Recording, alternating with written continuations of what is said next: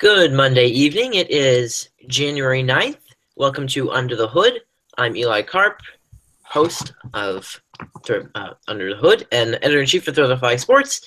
Along with me tonight, a slightly different crew than usual. We have Rock the Barn, although he's not right now with us at the moment. Happy, Julia, and Spentano coming back from a bit of a sabbatical, if you will. And before we get too into it, because we're going to try to keep it somewhat short, obviously, the college football playoff national championship game is starting any moment now. And just before we start looking at our phones and seeing any results, let's do some quick predictions. Who comes out on top tonight? And let's run with Julia. Alabama wins 45-10.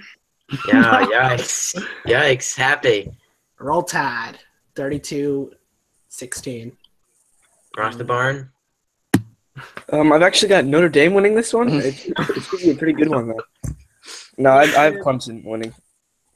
Spentano? All right, I'll go Clemson, too. I got faith in Deshaun Watson. You know, the head says Alabama all the way because every time I want to bet against them, they win. They're kind of like the Patriots. But the heart says Clemson because I just don't like Alabama. So I'm going to go with Clemson tonight. Close one. Maybe everyone's like, oh, the Alabama D is going to show up. Alabama had a great defense last year. Clemson hung like 40 on them. I think it'll be maybe like 34-31 Clemson, but I think it's going to be pretty high scoring. With that, let's get into the hottest topic in sports right now, which is the NFL playoffs and a pretty terrible wild card weekend. No game was decided within 10 points. The closest was really a 13-point blowout, if you will, of the Raiders by the Texans. And otherwise, they're all pretty crappy from there. The Seahawks beat the Lions by 20. The Steelers dispatched of the Miami Dolphins by 18. And probably what people thought would be the best matchup of the weekend, late on Sunday, turned out to be an utter blowout. Wasn't that way quite throughout. But, once you got into the mid-third quarter, the wheels started falling off that Giants bus, and it ended up being a 38-13 final. Really a depressing way to end a pretty bright season for the Giants. And I'm sure that, if you're a New York Giants fan, and here I am. I said last week it would be might be a solemn show depending on how the game played out. And happy, of course, we were not very receptive to the way things went. Just really unfortunate. The defense played so well for a quarter and a half, and then the play calling went awry. The Hail Mary was just, so deflating. And if I may have a moment about the Hail Mary here, Aaron Rodgers might be the king of the Hail Mary, but it's not because of him. Any average quarterback in the NFL can heave a nice ball 50 yards into the end zone and give his receiver a chance. But it's not like the quarterback at that point makes the entire play. Sure, the one against Green Bay, why am I saying that? Wow, he does play for Green Bay. The one against Detroit last season, that might have been him because he dodged out of a few tackles. This was just a classic. They're going to let him roll out and heave it down the field and play coverage in the end zone. There was no one within maybe 2 feet of Randall Cobb. That is not on Aaron Rodgers. Aaron Rodgers doesn't get the guy open when there are 8 people in the end zone. That is just poor defense by the Giants. And the same thing actually in the Detroit game where there was a Detroit player standing virtually by the sideline in that game, and no one was even in front of Richard Rodgers. So, yes, you can say Aaron Rodgers has had a lot of success with the Hail Mary, and he certainly has. But it's not because of him. I'm tired of people saying that it's because of him and the magic that it's – I don't buy that. What about the Arizona game, though? Again, the coverage wasn't great. Anyone could have gotten up there. I think the teams just get a little passive, and after once or twice, the confidence you lose them, and they just know what's going to happen to them, and they let it happen. I called it, though. He did call it. Right before that play, there was 6 seconds left on the clock, and the Giants had a great defensive play where they knocked the ball out of the receiver's hands. They left 6 seconds on the clock. I think that if they let them catch the ball, just tackled them, they would have let the clock run out, and that play could have been prevented. 1, 2, I think my personal opinion is Randall Cobb committed offensive interference. He pushed the defensive player out of the way to be able to catch that ball. So, yeah, the refereeing throughout the NFL season hasn't been the greatest, but There's a lot of shady pass interference. yeah. Lions got screwed over. Yeah, I mean, whenever you're playing the Cowboys or even the Patriots and the Seahawks and the Packers, the odds are somehow stacked against you one way or another. Whether in little ways or big ways, something's always going to go against you to make it a little bit harder. So, again, if you're watching, please submit your questions through the comments box. Happy to answer them. Happy? Oh yeah, I was just gonna say with the pass interference, the refs aren't gonna call pass interference and jump ball in the end zone. I think that was mentioned in the They broadcast. push them out of the way. They're not going to. It's stupid. Honestly, they shouldn't have let him call it in the first place. Well, there's yeah. that. You have to actually try, but there was also pass interference, and if the refs aren't going to live up to what the rule says is offensive pass interference, then they shouldn't even be that rule. I'm just very disappointed. Yeah, at that point, it's the last play in the half. They're not going to call it. Plus, the NFL would rather see Aaron Rodgers and the Green Bay Packers move on than see Eli Manning and this boring Giants team go on. Although I'm sure plenty of the ratings people would take a Giants-Dallas divisional matchup. But then why bother having those rules and penalties in the first place if the refs aren't going to call them? That doesn't make any sense. It's all about there are four types. There are four types of calls. I'm going to forget two of them, but there's the call and the non-call, and then there are two others.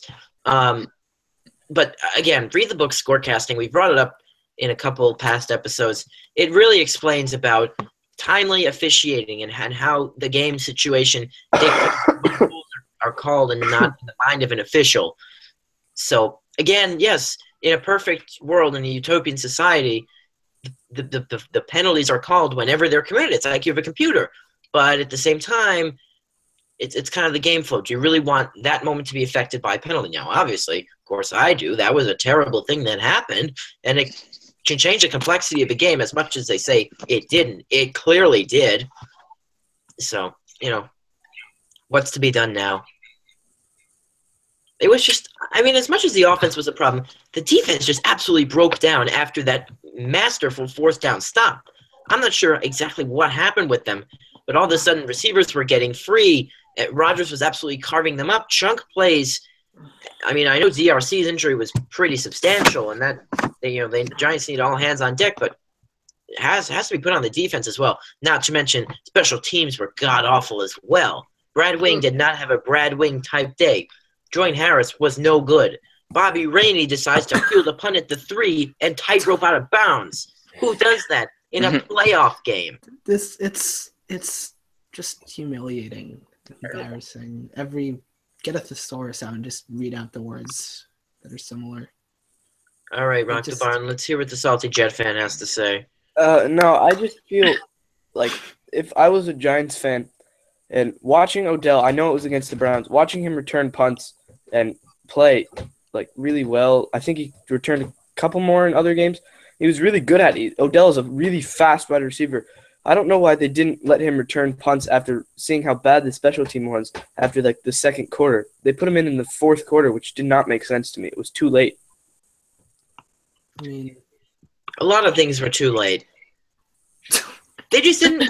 Granted, I was stuck on a plane for almost the first full quarter, which is when they played their best ball, and they had the best chance to really jump out and give a real, dagger to the Packers. Not obviously for the game, but really put them in a hole.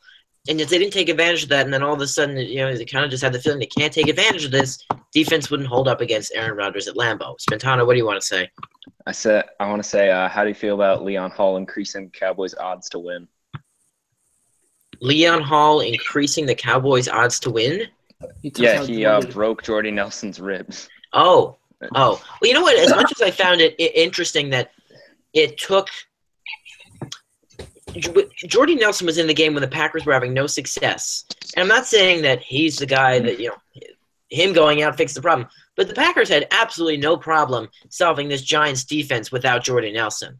So honestly, if Rodgers has a couple of weapons, the line will give him plenty of time, especially in pass protection.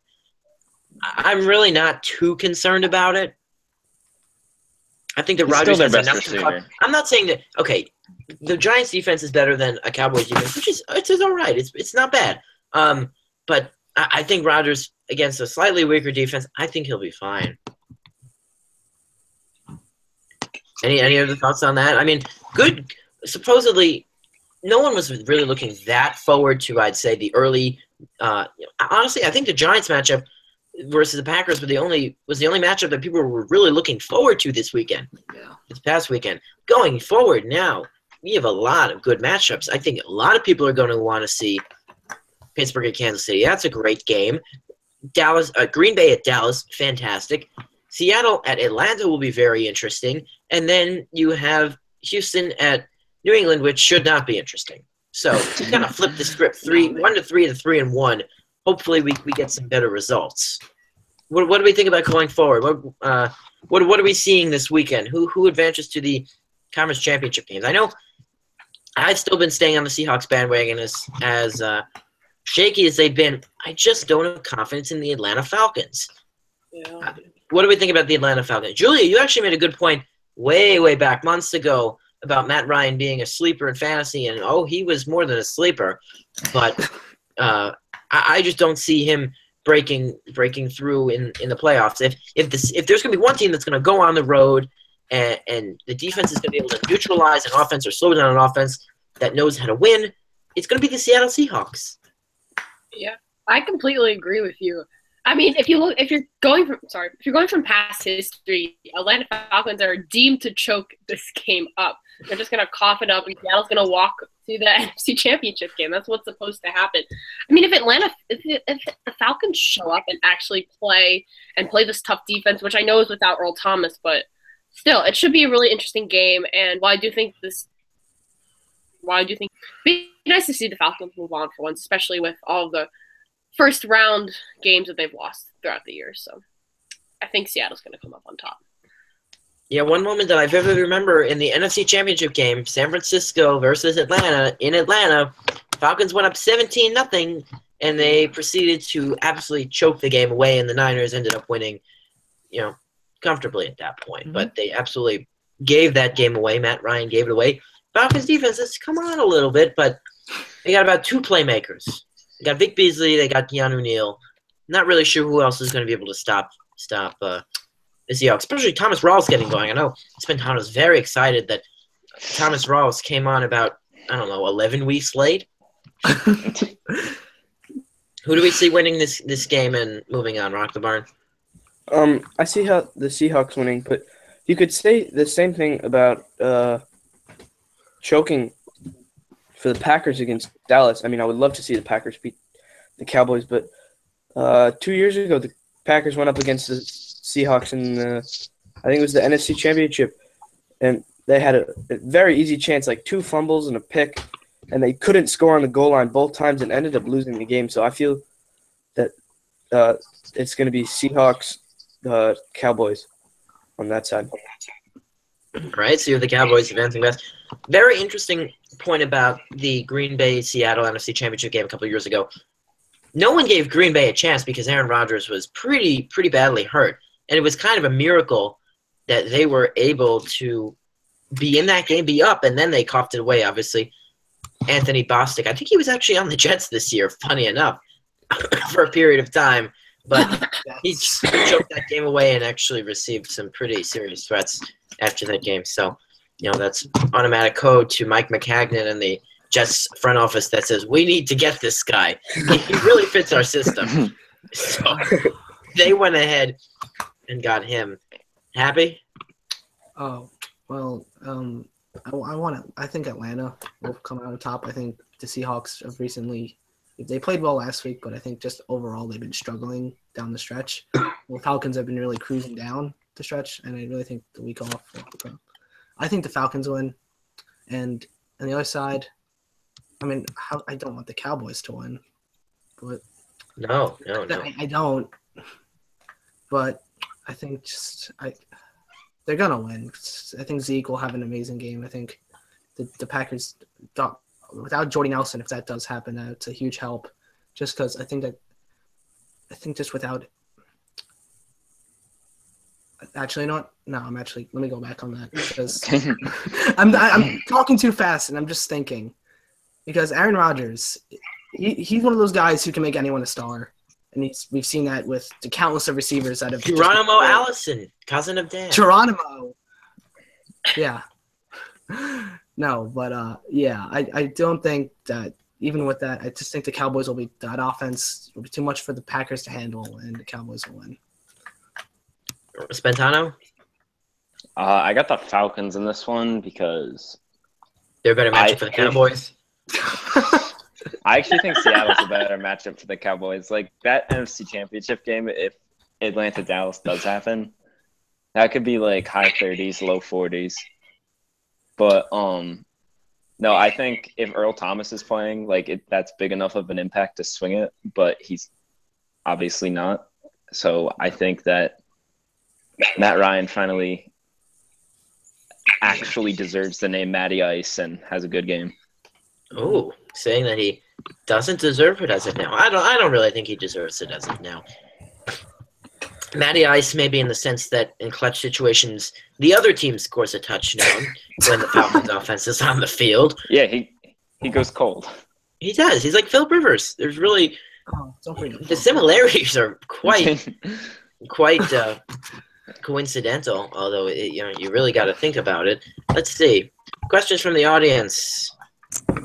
Deion Jones mention of the Falcons secondary. He's been pretty good as well. That's what we're getting in the peanut gallery.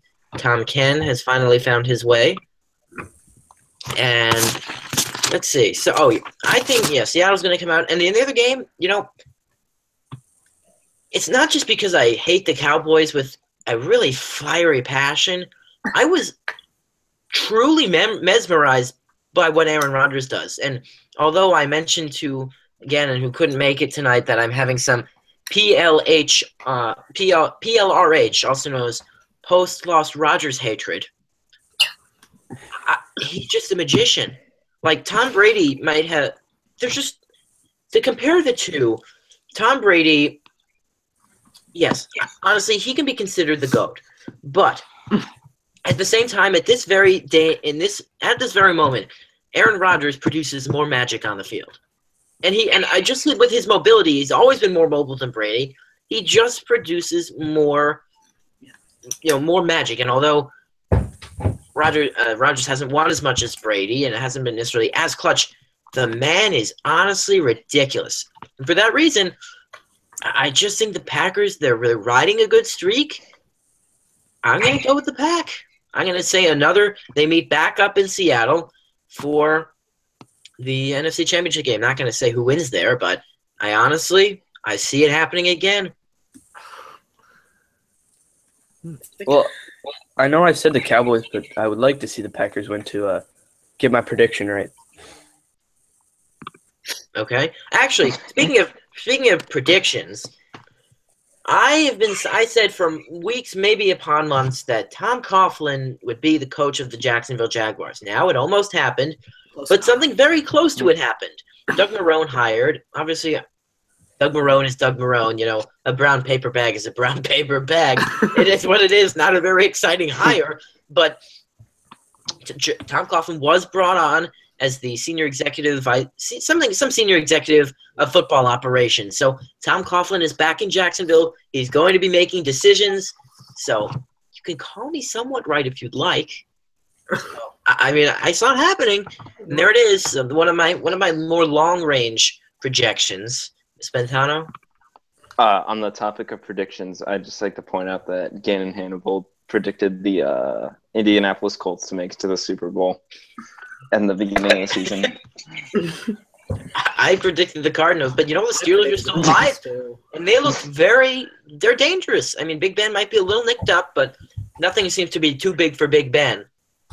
Oh my God. Let's. If I remember correctly, I said Packers Patriots, and I don't want that to be right. I said Packers Chiefs. Well, it depends, because at what point did we say Super Bowl? We've made our Super Bowl predictions about 3 times over throughout the course of the season. I still have the Seahawks and the Chiefs still on the cards, but I made that prediction maybe 6 weeks ago. I said Chiefs and Packers way back in the summer, I think. I predicted said the Packers. Giants. I'm not sure. I think I said Chiefs, maybe. I think. Well, where's Diamond Sword? Diamond Sword would be empathizing with us as if he didn't watch the game at this point. Be like, Giants all the way, and then you figure out they, that he they, got they absolutely lost. dismantled Wait, is he not a yesterday. Broncos fan anymore? No, he is, but his second favorite team must be the Giants. I think they're 1A and 1B. Hey, and so are the Penguins and the Cubs. So let's go back to the gallery. Tom Ken, predictions on the And the Patriots-Texans game. This really shouldn't be a game. Honestly, No. I'd be surprised I if it was. think the Texans are going to Give cover. the Texans some credit. I think. Okay, Spatano says the Texans are going to cover. I think the Texans are about a 16-point underdog. When I heard the line come out this morning, it could have changed a point or two. They're gonna But- get blown out of the water. They got I blown think out. it's- Granted, it was like week. They're getting blown out It of was the water. week 3 when the Patriots won 27-0. But this is now with Brady. The defense, honestly, as much as Dan, our friend Dan, would say that the Pats D was garbage, that D is good. We were all saying it was a mistake to let Jamie Collins go. Maybe Bill Belichick outsmarted himself this one time. Bill Belichick still knows what he's doing. Don't worry, Patriots fans. The defense is number 1 in scoring by a couple of points, which is a pretty big margin.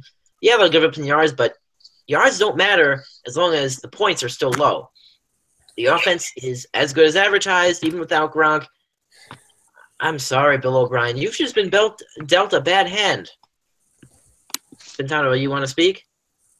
Oh, I think this is going to be like Patriots definitely going to win, but like I think I could see it being like Texans score a touchdown late, make it like an 8-point game, and then that's how they cover. But I think it's going to be Patriots dominant.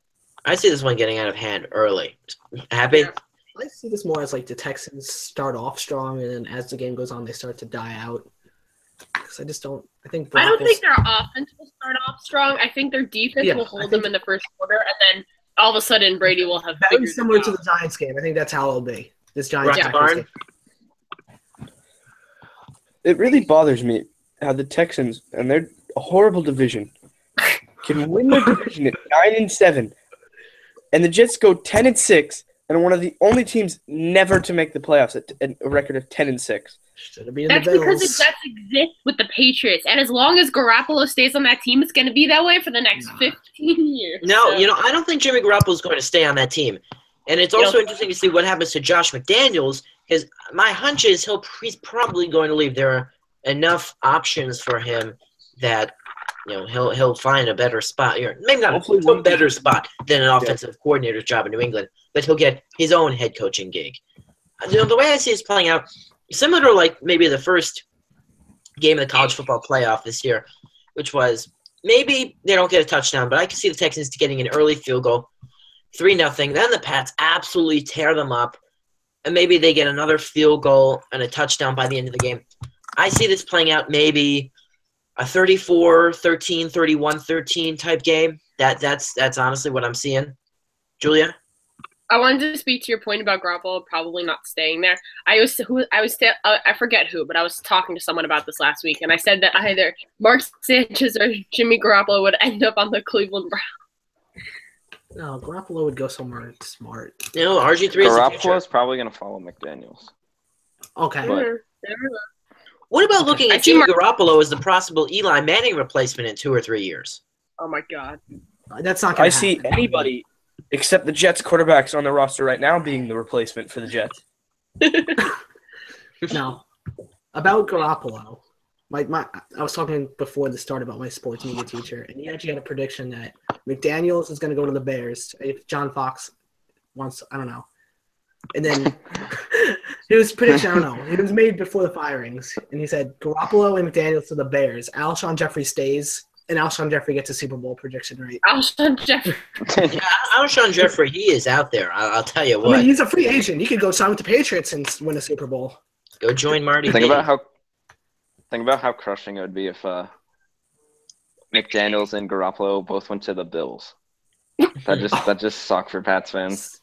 Sucks for Jets. Sting. Go to Yeah, the but Bills. Bill Belichick would still reign supreme. I mean, when is that guy going to retire? Never. I'm a Giant fan speaking here who is all of a sudden very mad at Aaron Rodgers, and I only have a taste of what Jets fans feel against Tom Brady and the New England Patriots. Join the club. Fans really don't know how good they have it, that every year they're guaranteed a playoff spot, that every year they're going to be in contention, and that every couple years they're going to win a Super Bowl. Yeah. I wonder how much with them. Yeah. Yeah, you know what, Pats fans? When Bill Belichick eventually dies during halftime of a game, he's not going to quit before then, and Tom Brady somehow has to leave, just wait, because things aren't going to be as good. And you're going to actually have to be a fan of a regular team. Oh, no. That's What a not nightmare. possible. Think Bill about Belichick that. will coach. The Patriots will find a way for Bill Belichick to be dead in some type of afterlife and still coach the game. No, they'll have his coffin on the sideline, and they'll have Coffin Gate. He'll be on his deathbed, and they'll roll the deathbed to the game. No, he'll be in his on his deathbed in the hospital, and he'll still be looking through binders of other teams' plays. Like, he's gonna haunt the Jets till the day he dies. He really will. No, because he could have been a Jet. Bill Belichick. But He who also would could have wanna been be a Brown. Well, he was a Brown, but then the He Browns was were a like, Brown, and nah. he could have stayed a Brown. But He was a No, the Jet Browns for folded. 45 years. We're all Nobody Brown. wants to stay a Brown. Not even a Brown wants to stay a Brown. Not even a Clevelander wants to stay a Brown. Oh, I know some diehard Cleveland Brown fans. yeah. All right, so now So do I. let's get to the last game of the weekend. It should be a real goodie in Arrowhead. For the first time in a while, the Chiefs are back in Kansas City for a playoff game. Big Ben and the Steelers, a very dangerous team against Alex Smith, the Kansas City Chiefs. And if I may start by saying that Alex Smith has been very un-Alex Smith in that he doesn't usually turn the ball over, especially in the red zone. He has thrown multiple interceptions when I've been watching Chiefs games lately, and multiple red zone interceptions, a couple in the end zone. Something you got to watch going forward. The Chiefs aren't always going to score a lot, but they can score. They've shown that they really can score. But I got to watch out for Alex Smith. As much game manager, smart player tag he's been given, made a few more mistakes lately than usual. Who do we see? I had Pittsburgh and Arizona at the beginning of the season. One half can be right. Who do we think comes out here and presumably sees New England? Let's start Rock the Barn. The Chiefs. Anything else on the Chiefs? Tyreek Hill. Tyreek Hill. Rock the Barn? No, we're moving on. Happy. I said the Chiefs. I know. No, I'm gonna go with the Steelers, but also just one quick note on the Steelers-Dolphins game. Props to Matt Moore for getting up one play after he got basically murdered by Bud Dupree. Yeah, props to the NFL and that concussion protocol really looking like it Well, worked. I mean, he got hit in the jaw. He got hit like upward. Yeah, it was just looked very, very bad. It looked bad because he came out of nowhere. Mm-hmm. Julia? I have the Steelers winning this game. It's going to be Patriots-Steelers AFC Championship game. Spentano? I'm gonna go with the Steelers too, because Steelers take such a good offense for yardage wise, and the Chiefs aren't really that good when it comes to yardage, but they're really good when it comes to takeaways. But I feel like Big Ben can afford a few mistakes with Le'Veon and Antonio Brown. Yeah, I mean, it should be a fantastic game. And as much as I would like my prediction to be half right, I'm rooting for the Chiefs in this one. Yeah. And the Chiefs defense, make no mistake, it's a good defense, but it gives up yards, and it will give up yards. But they force turnovers. Big Ben is prone to throwing interceptions, even through 2 against Miami, even though the game was never really in doubt at that point. But watch for the Chiefs defense to make a few takeaways. And, as much as I think Pittsburgh is the one who can probably go in there and then eventually give New England the most trouble, I'm going to take Kansas City here. Yeah, mic drop right there. I'm taking Kansas City. Bang, right there. All right, let's see. I mean, who can take down the Patriots? I mean, oh, not the Texans. I think either of the other two teams could give them a run for their money. It's just so hard in New England. it's so hard in Foxborough. So hard. Like, basically unbeatable at home. Virtually. They're the Patriots. Simple. Any other thoughts? Oh, Julia, I guess the three on my left of the screen, not Spentano, although you can have a little word about your Grizzlies and their cute little season. But the Knicks, what's going on? I saw that they won. They won on Friday in pretty thrilling fashion, considering they were down for most of the game. They've been on a pretty bad slide lately. I'll talk a little bit, I guess, and then Dan can rant. Ooh, I love talking about the bad Knicks. Their defense went like AWOL. Their defense is non-existent at this point. For example, a few days ago when they were playing the Milwaukee Bucks, not the game they won, the game they lost, in the third quarter they were up by 16 points, and then the Greek Freak, he's such an underrated player. If he were on any other team, he'd be much more wide known. I don't think he's that underrated anymore. No, he's not. He's actually he's not talked about as much as the others. He's like top 5 MVP, I've heard. But he's not talked about as much as the others. Anyways, he went off in the Knicks, completely dismantled them. And the team is much different without Kristaps Porzingis. When he's out of the lineup, there's a notable difference, and it's not a good difference. And I'm tired of Carmelo Anthony thinking that when the team wins, it's a team win, and when the team loses, it's all on him, because it should be you win as a team and you lose as a team. I don't know. I think he needs to get rid of that one-man mentality and start thinking about a team the way it should be. Happy? Oh yeah. This was from early in the year in this season, where I believe a player anonymously was interviewed, and like he said, like how since the Knicks played the triangle, they're the only team in the NBA that does it. And since they run that in practice, that's their defense. They can't practice a defense against like a traditional NBA style offense. So like even though they're NBA players, like they obviously are having trouble with just basic defense. Even with the addition of Kurt Rambis as the defensive assistant, I feel like their defense has gotten worse.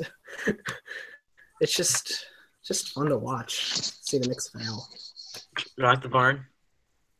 To start, I think if the Greek Freak went to OKC, they would be unstoppable. Interesting. But But the Bucks have something with he and Jabari Parker. The Bucks are pretty good for the future. Don't forget about Delhi. Yeah, but and with him and Russell Westbrook and Steven Adams. I mean, I don't think there's a scenario where the Enes Thunder Kanter. Anybody. Of course. All right. You but finish up. To get back to the Knicks, they don't have a decent defense. It was non-existent from the beginning. Their offense played better in the beginning. That's what led them to win games.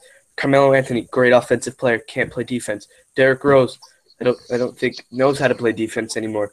Jakeem Noah used to be a good defensive player. Just terrible. He's not on either sides of the court anymore. Kristaps Porzingis, I don't. He can guard the paint, but it's not his job to guard the perimeter, and no one else does. They just don't have a defense, and their offense is not clicking like they did at the start of the year. All right, let's get off the Knicks. Otherwise, we're not going to be able to finish this show. And we'll give Spentano maybe 60 seconds to talk about his Grizzlies. Yeah, Grizzlies are a bad matchup for the Warriors because just they can go inside, and the Warriors center is Zaza Pachulia. So top 5 in MVP All-Star voting.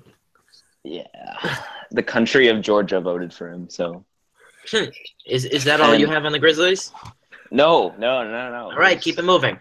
There.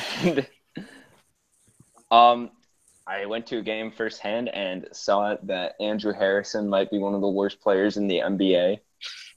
But now that as long as Conley's healthy, they're a good team. Is Zach Randolph still playing for the Grizzlies? Yes. He had 27, 11, and 6 against the Warriors. Oh, so he's still good. He's still good. So good. Yeah, but he comes off the bench. Yeah, that's smart. Because he's like 70. He's their 6th man. That's perfectly fine. You know who's 70 and is still hitting shots for the Grizzlies, no less? Vince Carter. Vince Carter will never. The man is ageless. And he still can dunk. He's aged a bit. He shoots a lot of threes. You just see the ones that go in. I've well, witnessed the ones that don't. it's Vince Carter, so automatically you're going to see the ones that go in. Thoughts on the Kyle Korver trade, which pretty much, once again, it's the arms race between the Warriors and the Cavaliers. I think it's almost a foregone conclusion at this point that the Cavs are going to win the East, and this just gives them another great shooter who's just going to drive the offense. I don't know what else Kyle Korver really does. I don't think he does Nothing. much else besides spot up shooting. Nothing. Nothing. You know, it frees up maybe someone else on the floor to play a little more defense.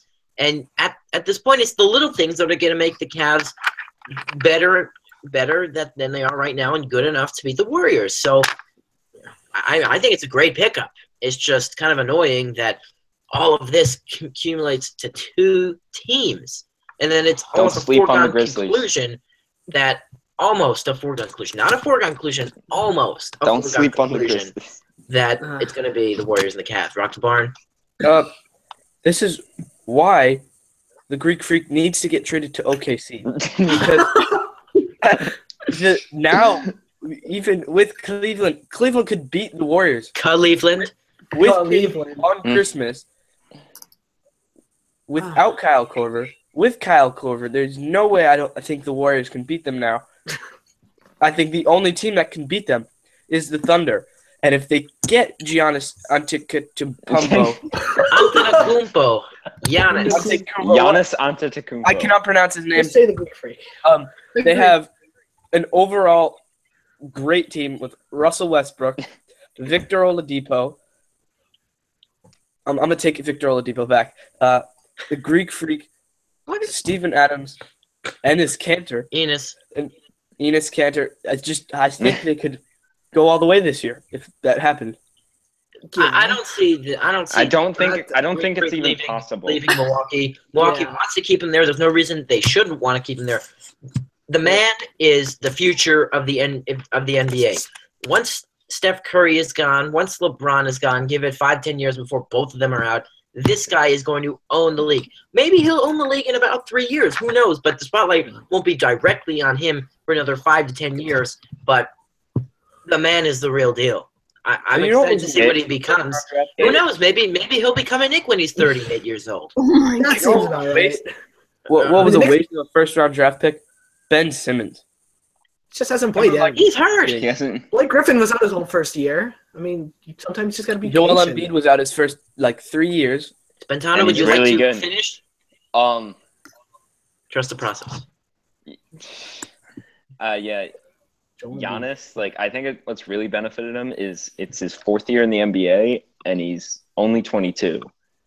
So, LeBron had that, where he had those years of, not really growing pains because he's always been really good, but he's got as much experience as some 26-year-olds do. So that really benefits him. Yeah, I guess that can kind of go with the one-and-done mentality, why it may help, even though he played abroad and he didn't come to a U.S. collegiate institution. Let's finish out tonight because I know people are going to want to go watch, our two viewers are going to want to go watch the college football championship, which at last check, Alabama was up 7-0, so it's not out of hand just yet. And a debate brought up right before we came on air, is it better to lose in a close heartbreak or a blowout? So very quickly, very briefly, quick answers. Would you rather lose would you rather have your team lose in a very close heartbreak or a blowout? I'm not sure I know the answer. For me, let's start with Rock the Barn. I'd rather lose in a very close game because if you lost in a blowout, why does your team even deserve to be there in the first place? Oh, that hurts. Happy? Yeah, I think close, just because I think if you play close, it shows that your team was fighting and had a chance. If it's a blowout, like we saw with the Giants, it's just it's just not. It's degrading. It's a lot of, it's not. Julia? Would you rather lose by 20 or by 0.6? I'll leave that there. Cheerleading problems. I'd go close because it's less embarrassing. Yeah. 0.6. From a fan standpoint, I'm going to have to go blowout Only because if it's a blowout and it's pretty early, the damage is done early on, and from the rest, you can the healing process can begin halfway through the game. Like, you can start early, and you can just say, you know what, it was just a terrible day at the office. You're going to have to forget about this one.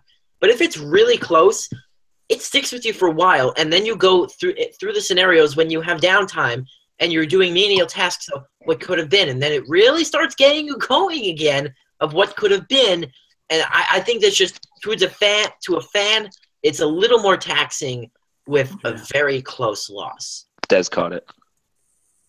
Yeah, Hopefully Des doesn't catch it again. That was a catch. That was a catch, 100%. All right. Well, we've been on air for about 40 minutes, and that means it's time for us to go. So catch the end of this college football game.